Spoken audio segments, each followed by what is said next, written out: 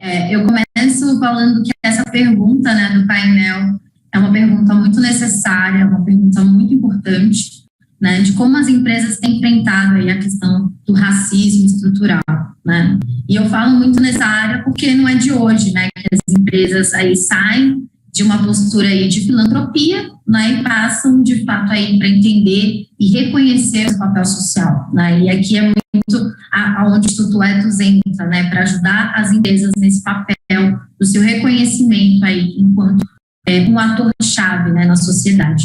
E dentro desse papel social, né, tá a questão da responsabilidade de ser um vetor, né, de garantias de direitos e de proteção social, né?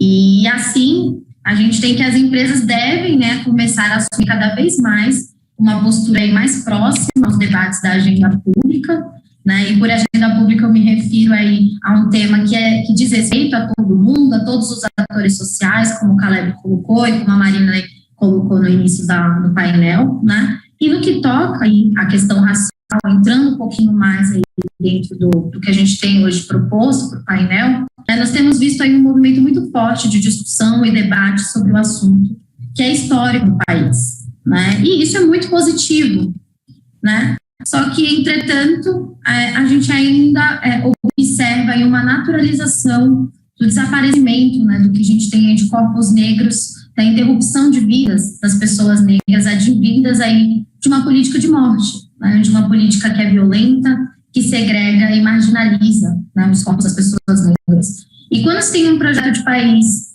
que perpetua, né, esse tipo de violação de direitos todos os dias, né, nós temos que os seus atores sociais vão acabar também por reproduzir esse tipo de comportamento, né? E o que vale colocar aqui é que admitir que estamos numa sociedade racista, né? E logo as suas instâncias também são racistas, né?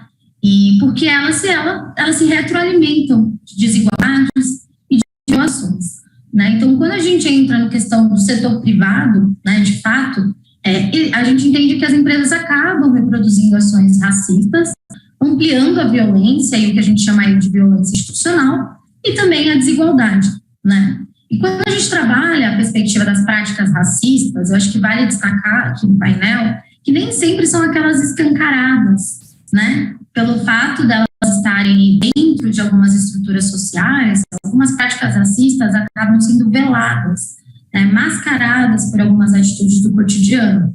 E esse comportamento também está presente no ambiente corporativo, né? Como o Caleb colocou, somos 56% da população brasileira hoje, mas não estamos aí em cargos de alta liderança, né? Isso é um exemplo claro, né, de como a questão do racismo institucional e estrutural acaba sendo aí reproduzido dentro das empresas, né? Então, entendendo esse contexto, entendendo a questão racial, que é um assunto de responsabilidade de todos os atores, focando aí nesse diálogo com as empresas, né, a gente costuma muito trabalhar com elas a perspectiva de por que não se tem pessoas negras em cargos de liderança, né? E o que as empresas podem fazer nessa frente? Eu acho que é isso também o nosso objetivo hoje de discussão, e é o teu Carrefour aí, para compartilhar com a gente um pouco das suas práticas, né?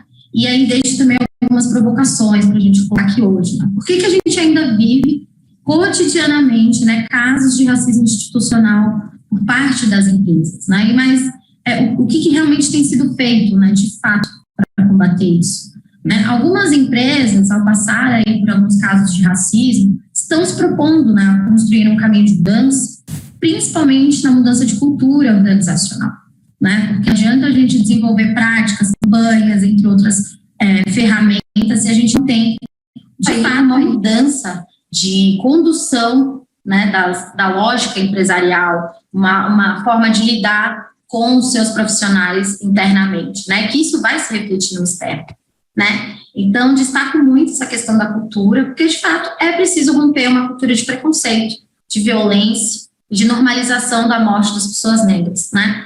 E aí, caminhar rumo a um cenário mais inclusivo e respeitoso é fundamental para a gente poder começar aí a falar sobre questões de práticas e outras ações aí, como o Caleb também colocou no âmbito do Carrefour.